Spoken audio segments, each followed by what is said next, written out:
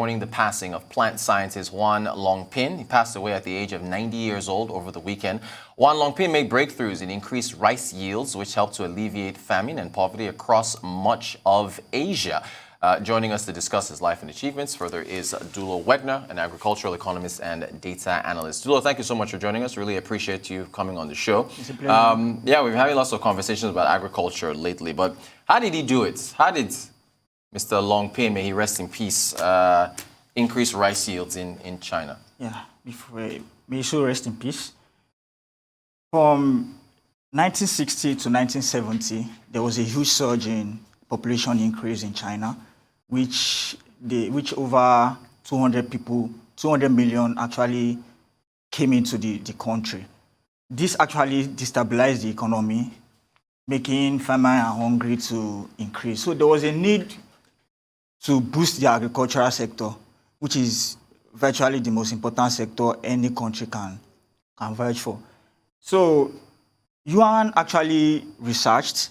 He went to his base and he made some research and he came up with the hybrid species by crossing Indica and Oriza rufipugon in 1970. And in 1974, it was commercialized, which actually increased the yield of rice production in China.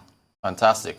What about the Green Revolution? Tell us about the Green Revolution, which involved an American scientist by the name of, I think it was Norman Borlaug or Borlaug, I think that was his name. Well, how did that come about? Yeah. For Norman Borlaug, his own started in 1950 down to 1960 as well. Although his own research took a longer period than Yuan, Borlaug research took him about 20 years to achieve.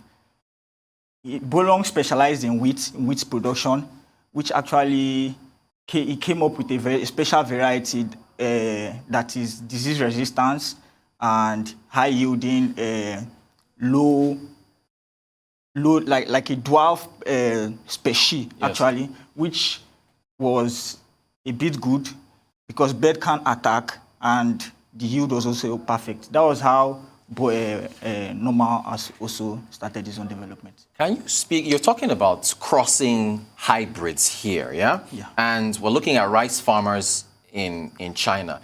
Can you speak to the importance of the scientific process in increasing rice yields? In the process of increasing rice yield, there are a lot of processes involved. It's not like you wake up in a day and you decide to go and cross. No, it won't work. Okay. The crossbreeding is about bringing a particular species and a variety, then interchanging them in order to see the performance. So it's not only about going to plant two different types of variety and seeing whether it'll work out. Yeah, it's not a wake up and see process. It actually has to do with, interchanging and checking the system.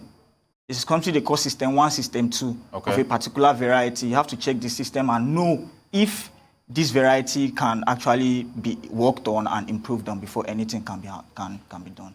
Great stuff. Here in Nigeria, we are, of course, trying to improve rice yields, trying to improve rice output, maize. The central bank in particular, Central Bank of Nigeria, has, advanced finance to a number of farmers across the country in every geopolitical zone you can think of with the Anchor Borers program. But that's the finance side. That's the financial side of what we're looking at here. As far as what we need to do in the ground to increase rice yields, how do you see it from your vantage point? Yeah, first and foremost, coming from the Central Bank of Nigeria, it's a nice platform, nice initiative. But the question we need to ask, are these finances actually getting to the right hands? This money that are being put in place, this Anchor program started in 2015. Yep. Actually, there's a research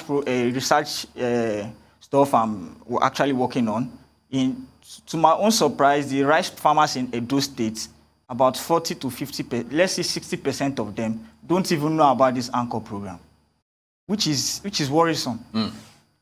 How about other states? I'm just I just want to narrow it down to a particular place that I'm actually sure of. Okay. In the northern part of Edo State.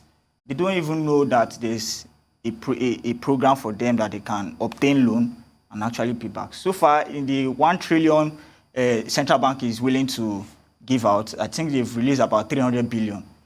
Correct. Well, actually, I think it's 700. 700, yeah, because the central bank governor was in the southern part, Ekiti. He was in Ekiti State, okay. Where he talked about, out of about 700 or so billion, about 350 had gone to the southern part region because he was being criticized for not providing enough funds. So he put that to rest. So it's about 700 or so. But again, the point here, though, I'm talking about within the context of Yuan Longping here. Okay. That's just one angle. I'm just talking about that's the financial side. Yeah. I'm talking about how do you increase the yields per hectare. The Anchor Borrowers Program is one side of the equation. The other one is yield, because we have, okay, what is our yield? Our yield per hectare here is about 2 million per hectare. Compared to China, that is about 7 million. Thank you. So there's a huge difference. That's where I'm getting. So the only way to increase this hectare production is going mechanized, which is actually the problem in Nigeria. Okay. We are still using the traditional method. Okay. Virtually 70% of farmers in Nigeria, if not 80, are still using the traditional method. Subsistence farming, which there they are. I mean, they're using the hose, cutlass, the manual. Okay, so the thing is this. I'm glad you mentioned that. So it's mechanized. I believe the central bank, there's a 1 trillion, 1.2, 1.5 Agric mechanization program that the central bank has pushed out, where they plan on bringing in tons of mechanized machines to improve. What I want to ask you about is the training. What about the training of these farmers to be able to use? I looked up I don't want to mention models here, but I looked up one particular tractor, yeah? This thing costs about 15, 16 million naira. That's you might as well be buying a luxury car. More than that. Thank you. So, and that's just one brand. So the training, the maintenance, and so on and so forth. How do we get past that? Well, we need to emulate these people that have succeeded in this area. Countries like China, India, Thailand, and Vietnam, all these countries, they actually have huge production and exports, which actually generate revenue and improve their GDP.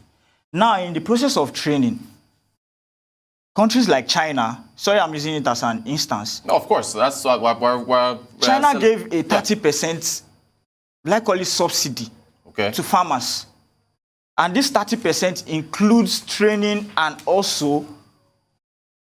Subsidy is a strong word. Like subsidizing the price to about 30%.